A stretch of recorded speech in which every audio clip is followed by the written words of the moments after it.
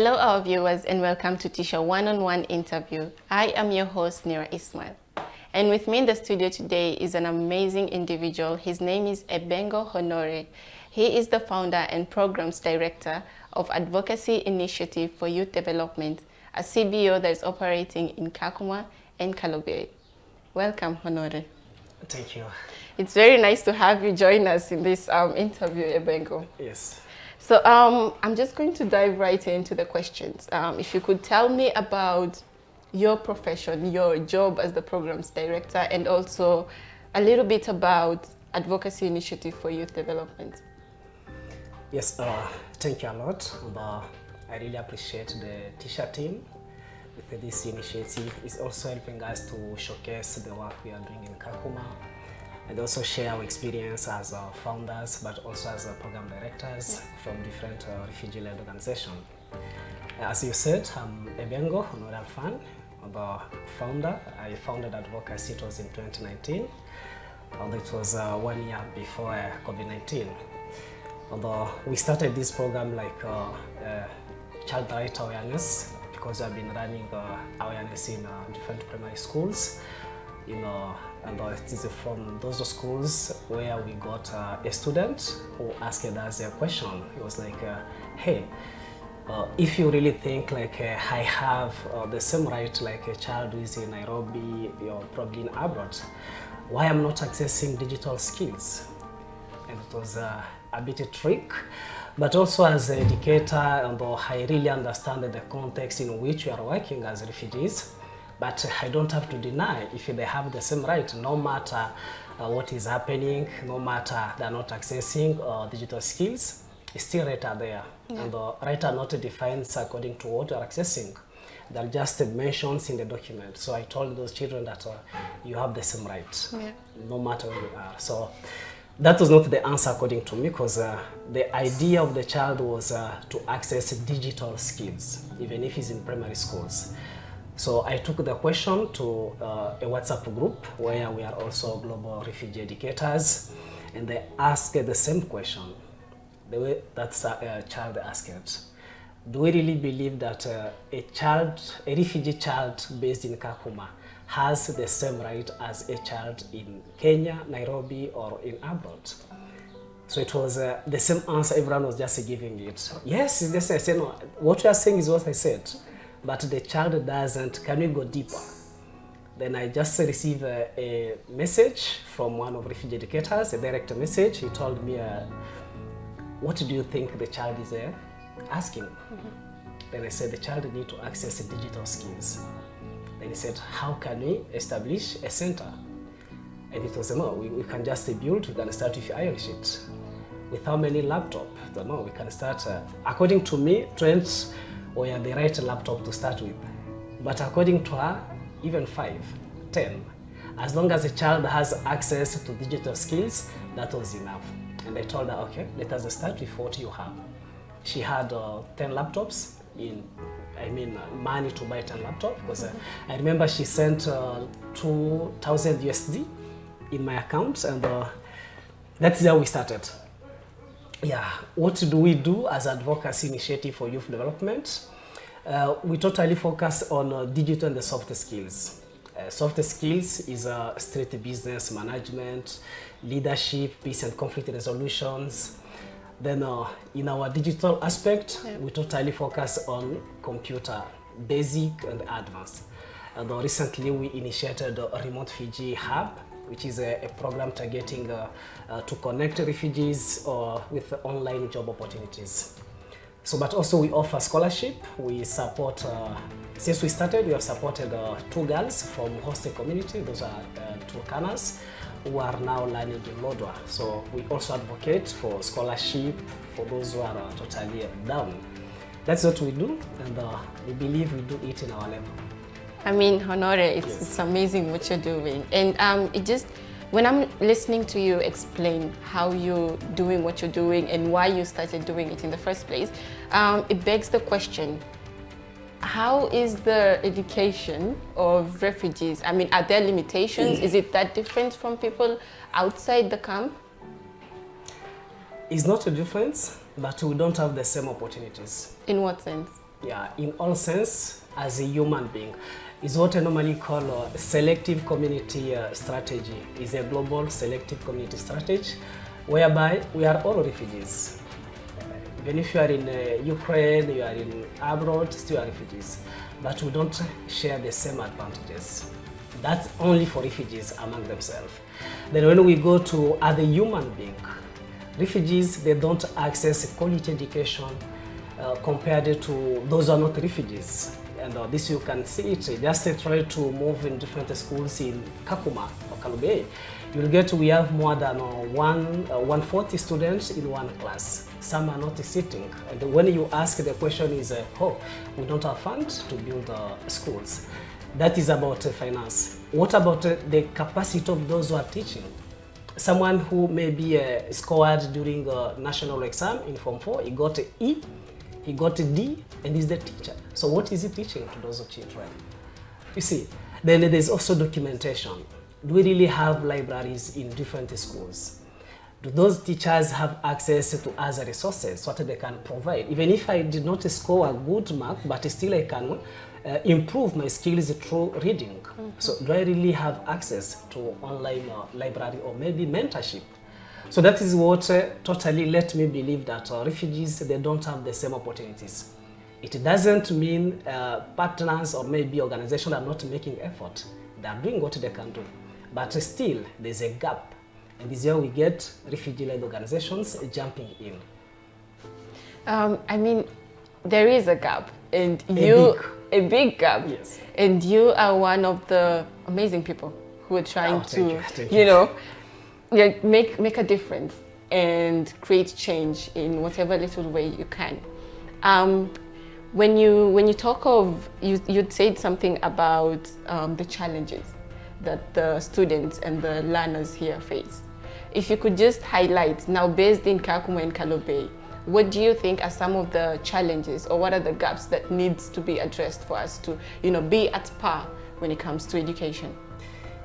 I don't need to dream impossible because it's impossible. That is true. True because the system is, we don't have funds. That is the first question. If you just visit all those education suppliers or providers, when you ask them, why do we have 200 students in one class? They tell you we don't have funds to construct other classes. And you'll understand. Then if you say, why we don't have qualified teachers who can provide education? Say, no, we don't have funds to pay them. So everything is about money. We don't have money. We don't have money. So among the challenges we have to focus and try to tackle is how can we advocate as refugees first, then also as refugee leading organizations. We advocate not only for us to get funds, but also those who are implementing education like WFP. They need funds because they can do what we can't do. We are just completing what they're not able to do in our local level. I get it. So can we get donors who can supply enough funds to those big organizations implementing education in all countries where refugees are? Because we can talk about Kakuma, but it's also Tanzania, where people, they don't have education. So for you, you are advocating for not only in Kakuma, but refugees all over the world. Yeah. And that is the reason of Remote Refugee Hub, because we are trying to see how we can connect refugees everywhere. Why? Because you'll see we have refugees who have skills, but they're not able to utilize the skills. First, they don't have opportunities where they can showcase their experience, their skills, but also when they try to go to some online platform like Upwork, there's what we call the background experience in terms of online jobs. Someone who is trying to give you a job will first need to understand how many jobs did you deliver before getting that job, because he's not just playing with man. He needs someone who's able to make his work perfect. And you'll see refugees who has been trained, and maybe that is the first year, he just open an account on Upwork and is getting some clients, we normally call them customers, who need someone to deliver that work. Then he's told, no, give an experience of 5 years, 2 years, or maybe 1 year. Show me what you have done before this one. Yeah. Then the remote refugees, where people, they will trust in refugees. They have capacity, they have skills, they are able to do. Then we give them job. They deliver that job And from there, they start building experience. That is the meaning of Remote Refugee Hub. And what you're doing, I believe, is not a one-month job. No. So in your organization, how many are you that are trying to make this change in the community? Yeah, advocacy is a team of 14 people, but much engaged. We are open. It is a community-based organization. Everyone can contribute. We don't totally depend on those who are members. We depend on everyone with the skills and the need to improve, need to contribute. So we don't limit access to how many around us who started. No, it's an open door to everyone. And what would you say is your vision? What do you envision as an organization? Wow. It's an amazing question, right? It's, for sure, it's something you touch what I normally dream. And, okay. Among our vision is when you go to our program, especially if you visit our website, the mission is first to transform youth into a knowledge-based economy, driven by both digital and soft skills. Because we believe you know to make bread, you can contribute into economy system. You are someone who can design, you can contribute. Then when you go to our vision, we set up our vision from 2019 to 2030. We are targeting to train more than 45,000 youth, because now we are trying to involve host community in our programs. And 45,000 is quite an impressive number. Yes. And I mean, if you are able, when you're able to reach that, you would have at least turned the refugee community in the right path into being sustainable and everything else. So at this rate, since 2019 to 2024, this year, yeah. How many youths have you been able to reach so far? Yeah, now we have, you know, when we started, we had different programs. Yeah. And some was like a short courses and other just campaigning. In campaign, we reached to 6,400. That was just a massive campaign in communities. Then in our short courses, we have 2,400, because you know the capacity of hosting them, I mean the classroom can't contain a lot. So we try just to go with 60, 100. So we reach up to 2,400. Yeah, and it's not impossible to reach 45,000. No, it's when not. you go to Sustainable Development Goals, down 17 goal is about a partnership. Is where we stick. How can you collaborate with the other partners so that we reach out to our mission, the vision to attend 45,000 youth in our programs? You know, it's really great that you touched on partnership and collaborations with other organizations.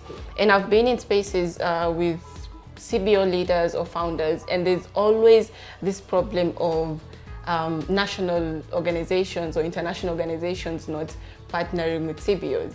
I mean, have you ever encountered such a challenge, and how do you go about it? Or what would you suggest people would go about it? Collaboration is there. We have to be honest. We have COIA, we have Window Trust, we have WFP, we have RCK. They're trying to expand their collaboration. We have NRC. But how is that one done? That's the question we can ask ourselves. Do we expect much collaboration from those organizations before first building RLQs collaboration? We must first start from foundation. Today I'm in this office is a T-sha film. What did I pay to access? Nothing, just my availability. Yeah. That is the first step toward collaboration. Who is going to watch this session? Maybe it's a donor. Maybe someone was expecting like, I need to support this initiative. Where can I get it? And when he just meet this session, he say, oh, there's something happening in Kakuma, let me support. You see, that is some collaboration. Let us first stick on our local level before expanding it. Because, and again, when you reach there, there's something, what we call unfair selection in terms of collaboration. I'm sorry for the expression, but that is what is there.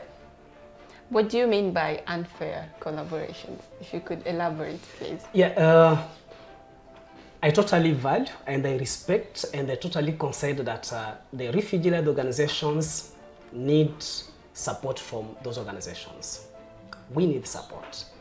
They can provide the mentorship. They have experience. They can provide capacity building. They have experience. They can provide financial support. They have money. So we don't expect it to work alone and they think like those who became our competitors. No, we are serving the same community. Then when we need to select those who can work with us, visit first where they're working. Yeah. You can't just sit in the office. I know you can have community workers, community mobilizers, they are making an impact, but why not? I'm not a boss in the office. I feel comfortable when I'm in the field. I see, I interact with those who are implementing the project. I see the system. Like Don Bosco last time. Don Bosco, when we engage collaboration, they came on ground. They monitor. They asked our curriculum. They asked the system. They said, okay, now we can work together. Not just from application. So that is why I said selection is not well. Because at the end you can select those who don't do things well and you leave those who are doing things well. I don't say selecting us, no. I mean you can select a CBO which is maybe trying to make things, I getting. They don't have qualified team and you do not mentor them. You give them funds. That's Napotea. I have experience. There's an office I visited in Kakuma town. I will not talk the name. I went with my secretary with our proposal. Please, you are supporting refugee-led organizations. Can you support us? They told us, what did you bring? We showed them the proposal. And it's their templates proposal. We design according to their system. After 1 week, they called my secretary. They said, hey, you can implement this project, no? Are you getting? Yeah. And you know, we need money. Some people, they don't have vision. So he picked that money. He implemented the project. That man, ikapotea. You get the point? At the end, the initiative doesn't exist again. What if we could invest that man in an organizations, refugee-led organizations, with a vision, not just trying to separate people connected together? So what you're trying to say is before partnering or collaborating, one should also consider how the staff of that organization is, what is their vision, what are their goals, and what they hope to achieve, or what they've achieved at the moment. Engage a discussion. Okay, now speaking of achievements, we've extensively spoken or talked about what challenges you've been facing. Now, I want to hear some of those achievements that you've had since 2019. Yes, for sure, advocacy has done a lot. I can tell you, there's a time I was watching one of the sessions, then I talked to Mr. Baraka. Wow, the guy's initiated. He's one of our graduates. And that's why suggesting him, can you assist us to trace those who have completed their courses in our program? Then we also do advocacy. Like, you know, when you complete here, even if you start an initiative somewhere, the program director, the management team can advocate for you to get funds because it's one of the successful story. And the donors, they like that one. I was suggesting that one. So we have, there's one guy, Saleh, was to be here, one very young boy who did a lot of things, for sure, and is implementing them. We went even with him to Lodwa, it was a Turkana West Innovation Week, and the guy won 3,000 USD. We met him 1 hour before session. We have different CBOs founded by our graduates. We have girls who did our ICT courses. Right now, they are now doing computer IT in their colleges. So our programs, they don't just give skills, but they inspire. I can do this one if I'm given a chance to attend maybe university or college. So that is what I do. There's a lot of people are working. We advocate for job assistance. For example, if here there's an opportunity, I can just engage a discussion with Mr. Baraka or Mr. Justin or any person, please. We have someone who can work for you. So we also advocate. We engage internship of our graduates. Can you host our graduate? They can just assist you. Because we believe into internship, they are able to master what they have learned, then to provide also service to the organization hosting them. Okay. And earlier on, you had said something about maybe there's a donor who's watching, yes, who's viewing, who's listening to what we're talking about. Yes. So I want you to look at the camera. Yes. And tell the donor, whoever who's out there, why should they donate or partner or collaborate with your organization? Why to support advocacy? Not only advocacy. I do think like by having advocacy as a name is our responsibility to advocate for all refugee-led organizations. That is the first thing.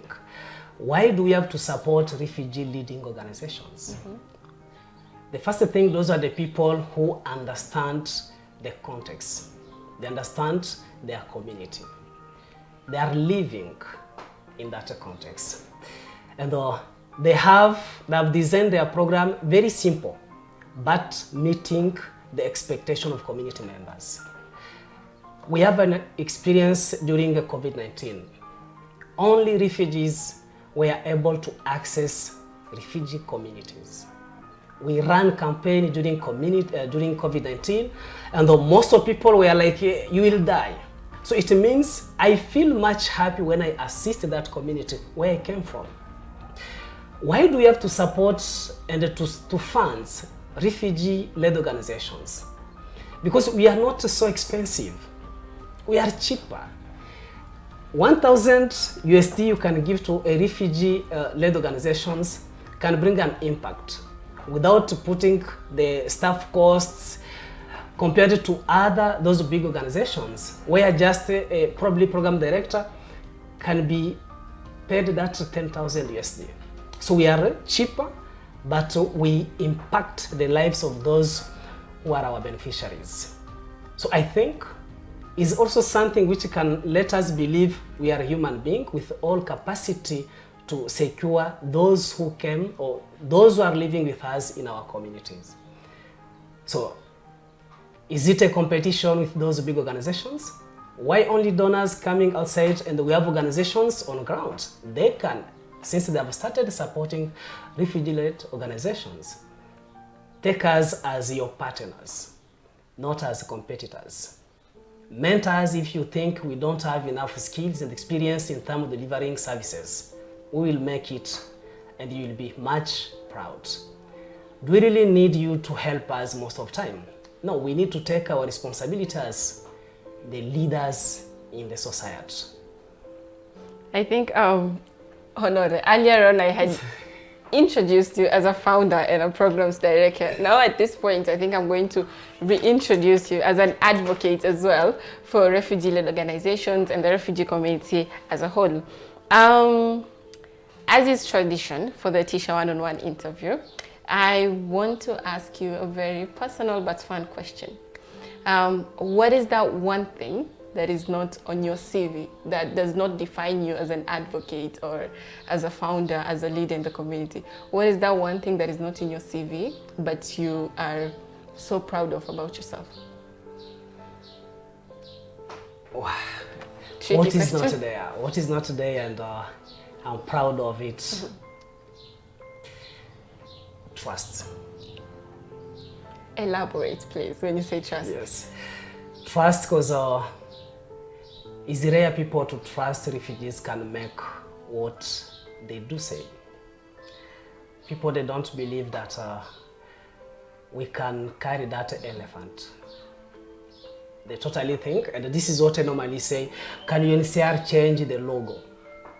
The logo was designed in 1951, demonstrating us people without hands and leg, which is good. And we have been totally dependent on support. But the current context has changed. Refugees are now taking their responsibilities. So it means now we have hands, we have legs. Why not to change? Things are progressing. Why they have to trust us if they don't visit us? I don't think. Can they come to visit what refugees are doing? I'm happy when I see a refugee partnering with another organizations. And we need such kind of synergy a lot and a lot. Well, that is quite the bold statement. Now, as we wind up this interview, it's always lovely having a guest who's empowering the community one way or the other. How can one reach you if ever one wants to collaborate or partner with you? How can they reach you? Where can they reach you? If you could give us your handles, maybe your email. Yeah, they can just go to our social media pages. Yeah. We have Advocacy Initiative for Youth Development Facebook page. We have Advocacy Initiative for Youth Development LinkedIn page. We don't use it tweet. Why? Yes, because no, we just need to focus on the two pages. Still, we are working hard. We have an email address is info.adiyd2@gmail.com. Okay. Yeah. Well, thank you so much. We're going to put the email and the handles down below. So if anyone wants to partner or collaborate with Ebengo, he would love that so much. So reach out to him. We have come to the end of our interview, Honore. And that brings us to the end of our interview today. It's always amazing having guests who are empowering the community one way or the other. Now, what has stuck with me throughout this interview is two words. One, that is redesigning, and two is empowering. Redesigning in the sense that we need to rethink how we are approaching refugee problems and the solutions that we create for it. Two is empowering refugees not only in the classrooms, but also finding ways for them to be included economically and be sustainable themselves. Now remember, this is T-sha one-on-one interview with me, your host, Nira Ismail. Until next time, bye-bye.